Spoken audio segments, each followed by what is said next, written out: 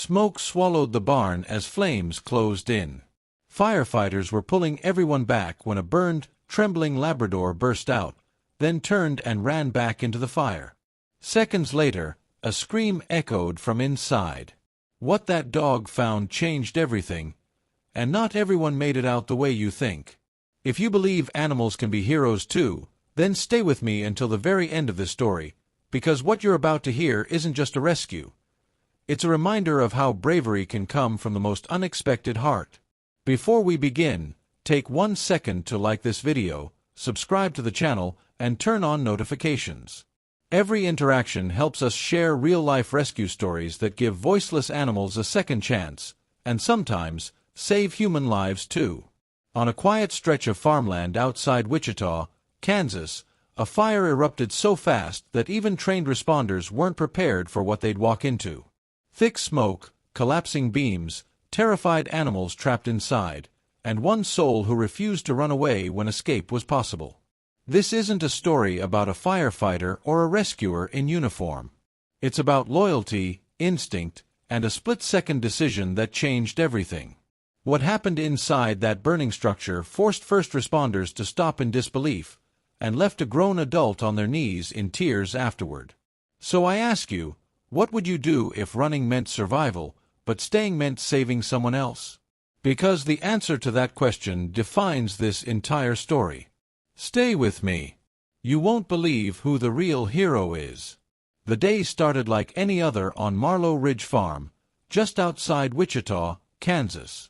Evelyn Carter, a 38-year-old livestock caretaker, had been up since dawn, moving between the barn and the farmhouse with practiced ease.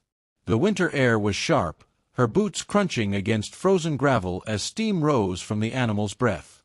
By mid-morning, Evelyn stepped into the storage shed to refuel a portable heater she'd been using to keep newborn goats warm.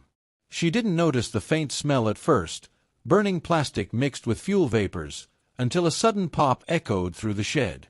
Within seconds, flames crawled up the wall like something alive. Evelyn ran.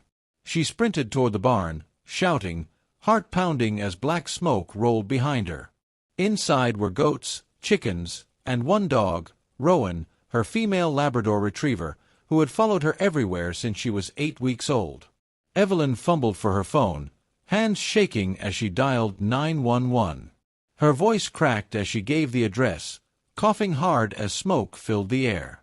By the time she reached the barn doors, flames were already licking at the roofline. Rowan stood inside, ears alert, eyes locked on Evelyn.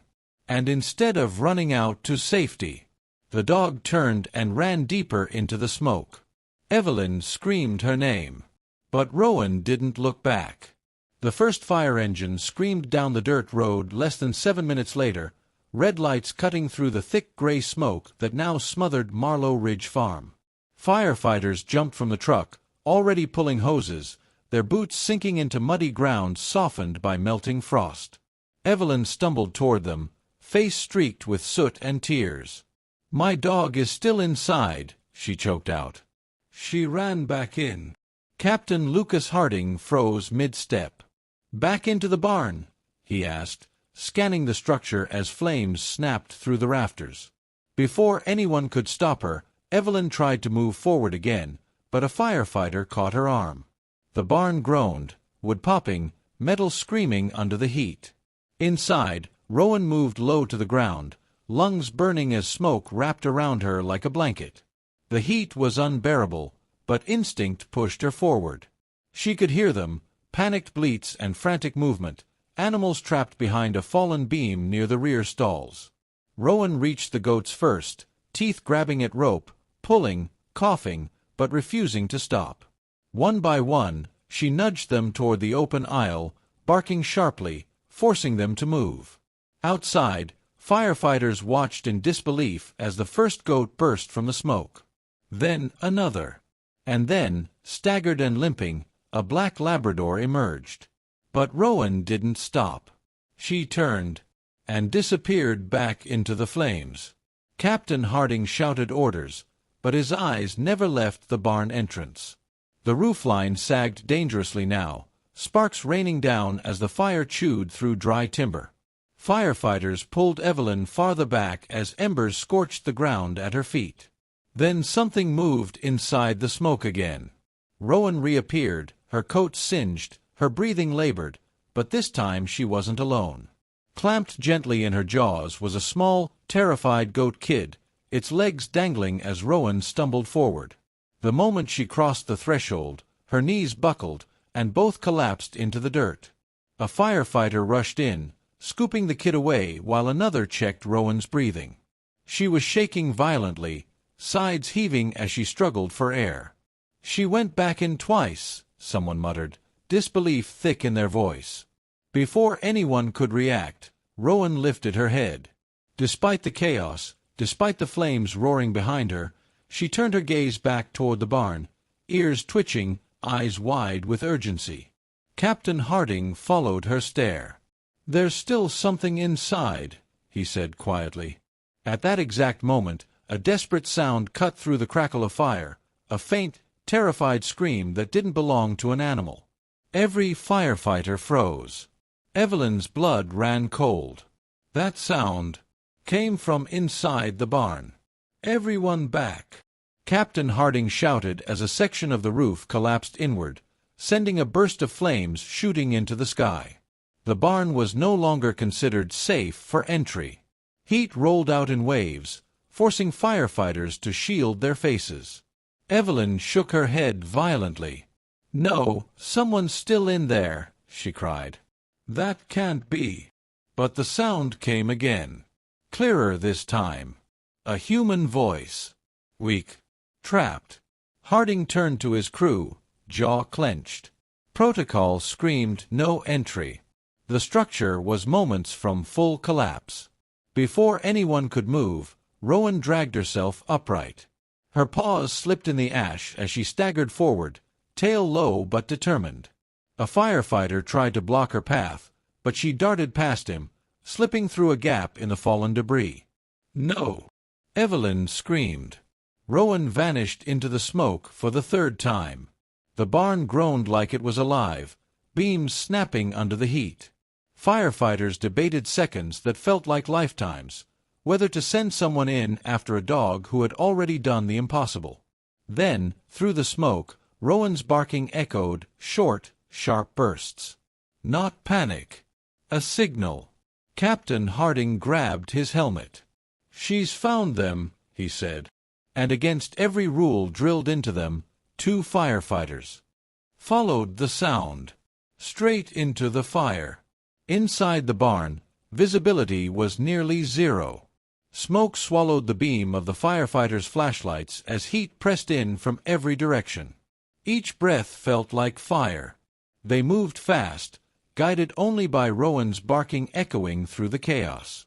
They found her near the far stall, standing over a collapsed section of fencing. Beneath it lay Caleb Morgan, a 17-year-old farmhand who had been repairing a feeder when the fire broke out. A fallen beam pinned his leg, and his face was streaked with soot and fear. "I couldn't get out," he coughed weakly. Rowan stood between him and the flames, body angled protectively, refusing to move even as embers fell around her. One firefighter worked to lift the beam while the other shielded Caleb with his body. The barn shuddered violently. "Now!" someone yelled.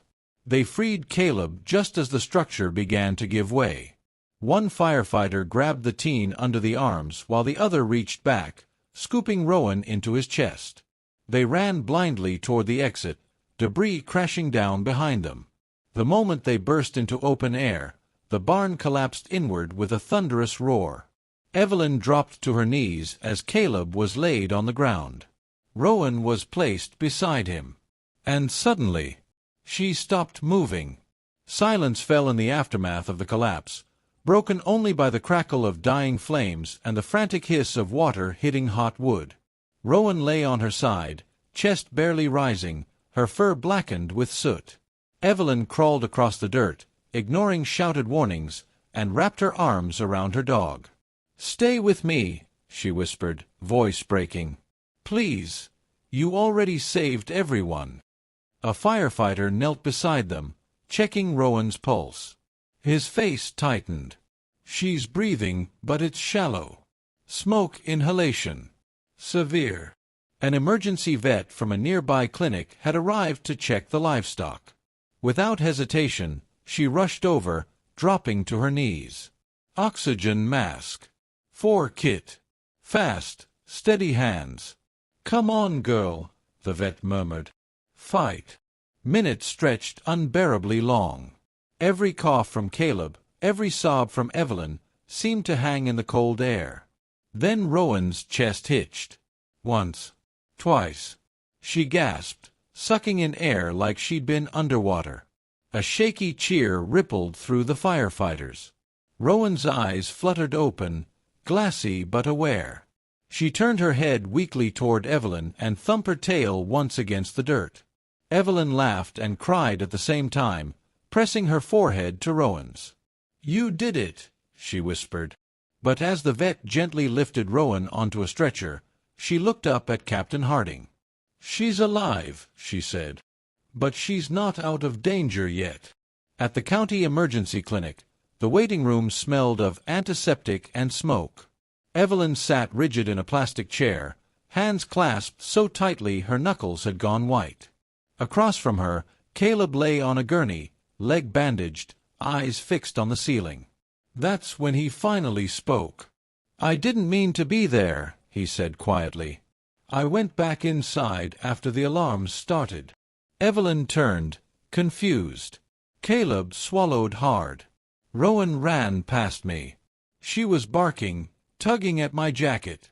I followed her, and that's when the beam fell." The room went still.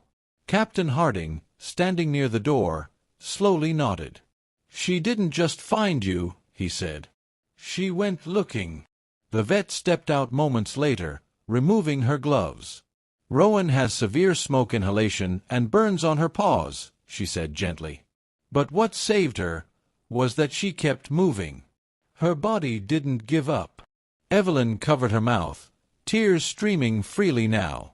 "She chose him," Evelyn whispered. "She chose everyone." Later that night, as Rowan lay unconscious but stable, firefighters quietly placed a soot-stained helmet beside her kennel. No press. No cameras. Just a silent acknowledgement. Because every person in that room knew the truth. This rescue had never been accidental. The fire was officially ruled an accident, but Marlow Ridge Farm would never feel the same again. The barn was gone, nothing left but a blackened foundation and twisted metal. Yet every animal survived. Every one. Caleb was released from a hospital 2 days later, walking slowly with crutches. The first place he asked to go wasn't home, it was the veterinary clinic. Rowan was still there, wrapped in bandages, oxygen tube taped gently along her muzzle. When Caleb stepped into the room, her tail thumped weakly against the blanket. He broke down instantly. "I wouldn't be here without you," he whispered, resting his forehead against the kennel door. News of the rescue spread quietly at first, through firefighters, through the vet staff, through people who understood what they'd witnessed. Donations arrived anonymously to help rebuild the barn. Volunteers showed up without being asked.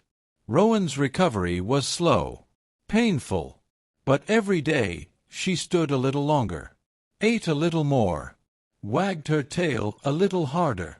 One afternoon, Captain Harding visited with a small box. Inside was a metal tag. It read, "Rowan, Search and Rescue. Honorary.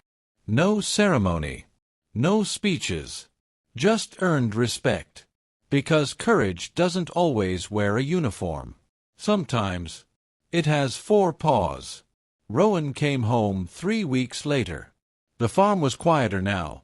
The empty space where the barn once stood a constant reminder of how close everything had come to ending differently. Evelyn walked slowly beside Rowan, leash loose in her hand, letting the dog move at her own pace. Neighbors lined the fence as they passed. Some waved. Some wiped their eyes. No one spoke much. Words felt unnecessary. That afternoon, Caleb returned to the farm. He moved carefully, still healing, but determined. In his hands was a small wooden frame he'd built himself during recovery. Inside it was a photo taken by a firefighter the night of the blaze, Rowan, soot-covered, lying beside him as medics worked. "I wanted her to have this," Caleb said softly. "So she knows." Evelyn knelt and held the frame up where Rowan could see. The dog tilted her head, then leaned into Evelyn's chest, letting out a slow, content breath. From that day on, Rowan changed. She stayed closer to people, watched more carefully, and whenever a siren sounded in the distance, she'd sit upright, alert, ready, listening. Not afraid. Prepared. Because some dogs are pets, and some carry the weight of knowing they saved a life. Stories like Rowan's remind us that heroism isn't always loud, and it doesn't always come wearing a badge or carrying a title. Sometimes it's quiet, instinctive, and fueled by nothing more than loyalty and love. Rowan never knew she was breaking rules or defying odds. She didn't calculate risk or weigh outcomes. She heard fear, she saw danger, and she chose to go toward it, again and again, until everyone made it out alive. If this story moved you, take a moment right now to like this video and subscribe to the channel.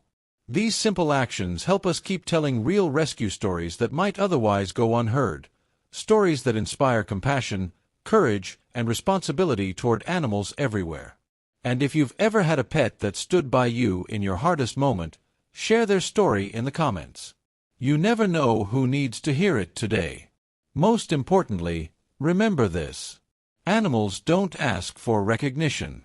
They don't expect applause. They just act when it matters most. Thank you for staying until the end. Thank you for caring. And until the next rescue story, stay kind, stay aware, and never underestimate the heart of an animal.